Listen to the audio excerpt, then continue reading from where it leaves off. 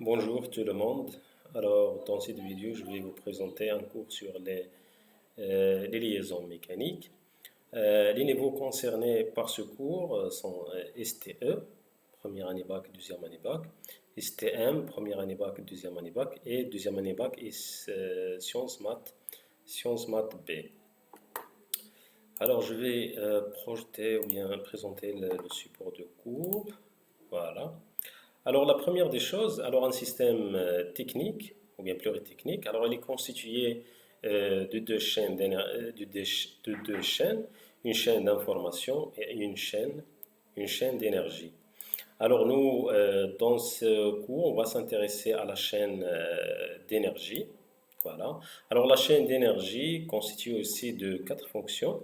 Alors, alimenter, distribuer, convertir et transmettre. Nous, on va s'intéresser à la fonction transmettre.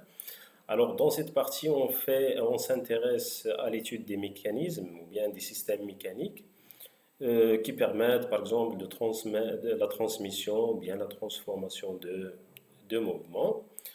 Euh, N'importe quel système mécanique, il est constitué d'un ensemble des pièces.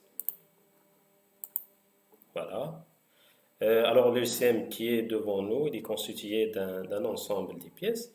Ces pièces-là sont en relation. Chaque pièce elle est en relation avec d'autres pièces. Alors, cette relation-là, c'est ce qu'on appelle les liaisons, une liaison mécanique. Alors, une liaison mécanique, en fait, c'est quoi? C'est une relation de contact entre deux pièces. Voilà. Alors, c'est ça la définition d'une liaison mécanique. Les différents types de contacts. Alors, entre deux pièces, alors on peut trouver trois différents types de contacts. Alors, le premier, c'est le contact ponctuel. Par exemple, sphère avec plan. Si on met par exemple une bille sur une table, alors le contact se fait suivant, bien se fait en un point. Alors c'est pour cela on l'appelle contact ponctuel. La même chose, un cône placé sur un plan, sur une table, par exemple. Alors le contact se fait en un point. Alors le deuxième type de contact, c'est le contact linéaire ou bien linéique. Par exemple, un cylindre sur une table. Alors dans ce cas-là, les différents points de contact entre les deux pièces constituent une ligne. C'est pour cela qu'on l'appelle contact linéique.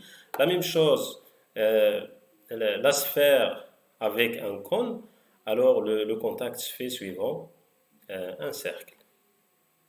Alors le deuxième type de contact, c'est le contact surfacique. Par exemple, entre deux plans, un cahier par exemple sur une table, alors l'ensemble de points de contact constitue une surface. Euh, voilà. Deuxième exemple, c'est le cylindre-cylindre, c'est-à-dire ici la surface de contact. Alors l'ensemble des points de contact entre les deux pièces constitue une surface cylindrique. La même chose entre deux sphères. Alors l'ensemble de points de contact constitue une surface sphérique. Voilà, alors on passe à la notion de degré de liberté. Alors on appelle degré de liberté la liberté de mouvement en rotation et en translation. Parce qu'une pièce dans un système, alors il peut avoir deux mouvements, la rotation et la translation. Alors d'un solide par rapport à un autre. Alors le nombre maxi de degrés de liberté, c'est 6, c'est-à-dire un objet dans l'espace, il peut avoir juste 6 degrés de liberté au maximum. Au maximum. Alors un solide libre, si je prends par exemple un solide, alors cet avion par exemple, il a 6 degrés de liberté, il peut translater suivant x, translation suivant x, suivant y ou bien suivant z. Alors j'ai 3 degrés de liberté pour la translation. La rotation aussi, Alors, cet objet dans l'espace, ils peuvent tourner autour de l'axe, ou bien suivant l'axe Z, suivant l'axe X, ou bien suivant l'axe Y. Alors, j'ai aussi 3 degrés de liberté qui concernent la rotation.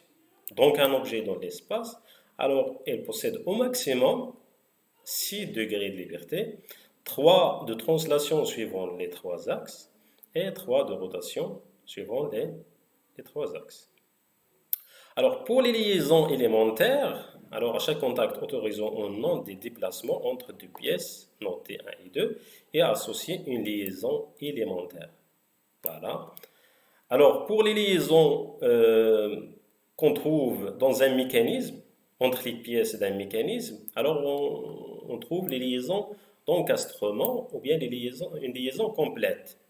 Alors, par exemple, j'ai deux pièces, une pièce rouge et une pièce bleue. Alors ici, on a réalisé une liaison complète, par exemple, par soudure. Alors, on a soudé la pièce rouge avec la pièce bleue. Donc, la pièce rouge ne peut pas ni translater, ni pivoter par rapport à la pièce bleue. Alors, on dit que on a réalisé une liaison d'encastrement ou bien une liaison complète entre la pièce rouge et la pièce bleue. Alors, on va voir en détail dans une autre vidéo la liaison complète en détail, c'est-à-dire les solutions constructives qu'on utilise, qu'on adopte pour faire ou bien pour réaliser des liaisons complètes. Voilà. Alors ici, pas de translation, ni suivant X, ni suivant Y, ni suivant Z.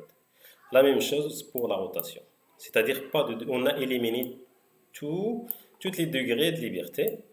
Voilà. Alors, pour le schéma normalisé d'une liaison complète, on la représente comme ça. Voilà. Alors, j'ai la première pièce, la deuxième. Ici, on a réalisé une liaison complète entre les deux pièces. Ça, c'est suivant X et Z. Et ça, c'est une autre vue. Alors, pour les liaisons pivot-glissant, c'est-à-dire il y a une rotation et translation. Pivot-glissant. Alors, pour la pièce bleue et la pièce rouge par rapport à la pièce bleue, elle peut se translater suivant X. Alors, elle peut se déplacer suivant l'axe X ou bien tourner autour de l'axe X. Donc, il a 2 degrés de liberté, une translation suivant X et une rotation suivant X. On a éliminé toutes les autres degrés de liberté. Donc, translation par rapport à Y, translation par rapport à Z, c'est 0. La même chose pour la rotation par rapport à Y et Z. Alors, on a juste 2 seuls degrés de liberté. Voilà. Pour le schéma normalisé, le symbole de la liaison pivot-glissante est représenté comme suit. Voilà, un rectangle avec une ligne au milieu qui traverse le rectangle. Alors ça, c'est les différentes vues et ça, c'est le schéma en 3D. Voilà. L'autre liaison, c'est la liaison pivot. La liaison pivot, c'est-à-dire une seule degré de liberté, c'est la rotation. Ici, j'ai par exemple la pièce rouge là, cette pièce, il ne peut pas translater suivant X, ni suivant Y, ni suivant Z. Il a juste une seule degré de liberté, c'est la rotation autour de X. Voilà, autour de X. Alors ici, j'ai 1. Alors, il ne peut pas translater parce qu'on a mis des arrêts. On a mis ici un épaulement et une goupille de l'autre côté. Donc, juste c'est la rotation. Pas de translation suivant X, pas de translation ni de rotation suivant Y, pas de translation, pas de rotation autour de Z. Donc, une liaison pivot est caractérisée par une seule degré de liberté, c'est la rotation autour de X. Le schéma, il ressemble au schéma de la liaison pivot-glissant, mais on ajoute des arrêts, c'est-à-dire pas de translation suivant, suivant X. Ça, c'est la vue, l'autre vue, dans le plan Z, Y, ça X et Z. Ça, c'est le schéma en 3D. On a ajouté des arrêts. Voilà. Alors, ça, normalement, c'est les caractéristiques d'une liaison pivot. Pour la liaison glissière, c'est juste glissière, c'est-à-dire translation. Alors, pour les degrés de liberté, alors pour la pièce X, alors il ne peut pas tourner autour de l'axe X, ni l'axe Y, ni l'axe Z. Ça veut dire pas de rotation dans ces cas-là. Pas de rotation. Alors, il y a une seule degré de liberté, c'est la translation suivant l'axe X. C'est la seule degré de liberté. Voilà. Ça, normalement, ce sont degrés de liaison. Voilà. Alors, c'est 0. Pas de translation suivant Y et pas de translation suivant Z. Alors, c'est ça, normalement, c'est la liaison glissière. Le schéma est le suivant. Il ressemble en quelque sorte au schéma de la liaison pivot-glissant, mais on ne trace pas la ligne à l'intérieur de rectangle. Voilà. Ça, c'est la deuxième vue. Ici, on met une croix pour indiquer qu'il n'y a pas de rotation, ainsi que le schéma, c'est un carré. Voilà. Ça, c'est en 3D, le schéma en 3D de la liaison glissière. Pour la liaison hélicoïdale, alors la liaison, c'est une liaison un peu spéciale parce qu'il y a les deux degrés de liberté, c'est la translation et la rotation. Pour les liaisons, pour les degrés de liaison, alors pas de translation suivant Y, pas de translation suivant Z, pas de rotation suivant Y et pas de rotation suivant Y. Et ce qui caractérise cette relation normalement, c'est parce que cette table-là ressemble en quelque sorte avec la table de la liaison pivot-glissant. Alors, translation-rotation, ici c'est translation-rotation. Mais la différence, c'est que la translation et la rotation, pour une liaison hélicoïdale, sont conjuguées. C'est-à-dire, je ne peux pas faire la translation seule, suivant X, ou bien la rotation suivant X. Alors, doivent être faites en même temps. La rotation et la translation se font en même temps. C'est comme la liaison entre vis et écrou. Vis, lorsque j'entraîne la vis en rotation, je remarque que la vis se déplace aussi, translate aussi suivant X. C'est-à-dire c'est une liaison hélicoïdale. La translation et la rotation sont conjuguées. Alors le schéma d'une liaison hélicoïdale est représenté comme suit. Voilà, on met ici, c'est comme le filetage, représente que c'est une liaison hélicoïdale. La même chose, je peux utiliser soit ce schéma, soit l'autre schéma, ou bien une autre vue, comme suite, ou bien en 3D, je peux utiliser ça en 3D parce que nous devons prendre ça en cœur, les schémas des liaisons, parce qu'on va les utiliser après pour dessiner les schémas cinématiques des mécanismes. Alors, liaison appui-plan, c'est-à-dire deux plans qui sont en contact, c'est comme si je mets un cahier sur la table.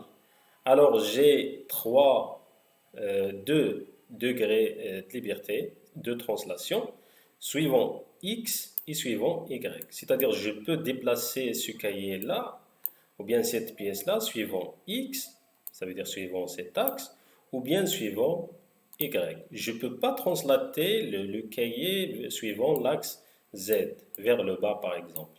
Alors, j'ai deux translations et une rotation, c'est la rotation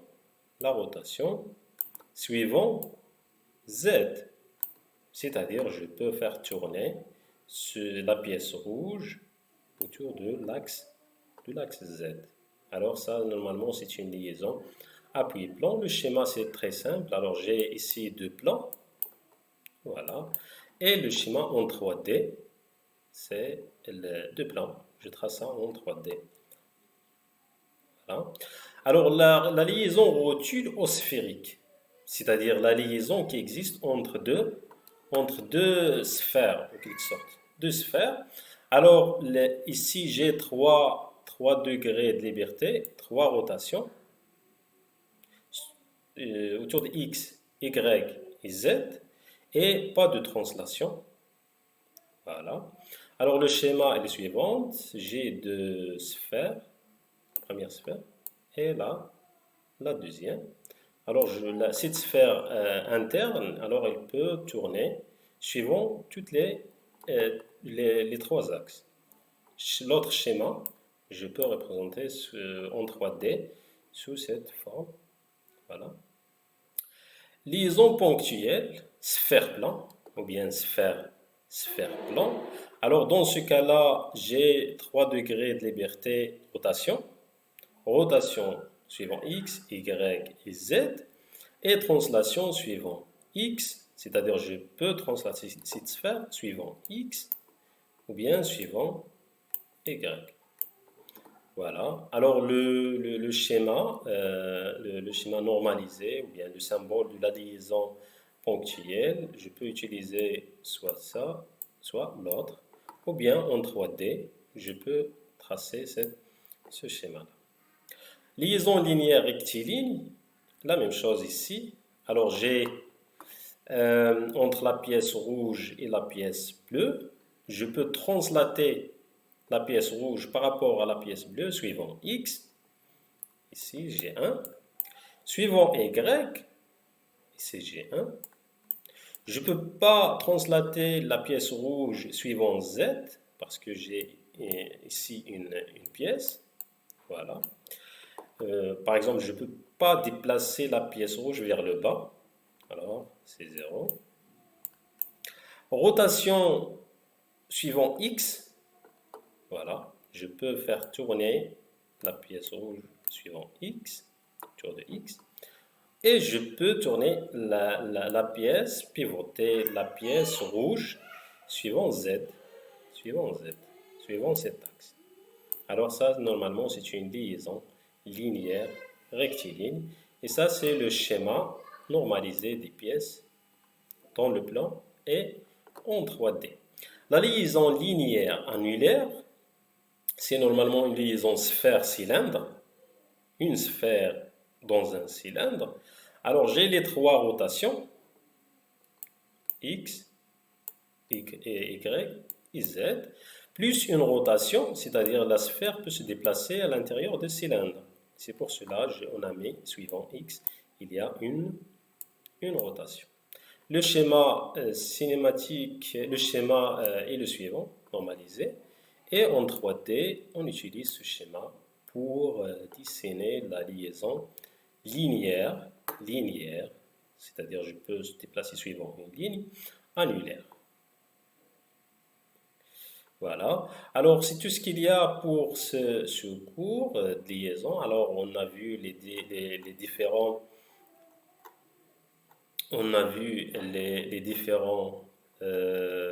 types de contacts. On a dit qu'il y a 3, ponctuel, linéaire et surfacique.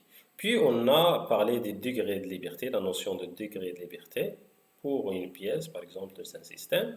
Puis, on a parlé des liaisons élémentaires, ainsi que le schéma normalisé de chaque liaison. Alors, pour la vidéo suivante, prochaine, Inch'Allah, on va parler des caractéristiques des liaisons. Des caractéristiques des liaisons. On va travailler sur un système réel afin de déterminer les caractéristiques d'une liaison mécanique. À la vidéo prochaine, Inch'Allah. Au revoir.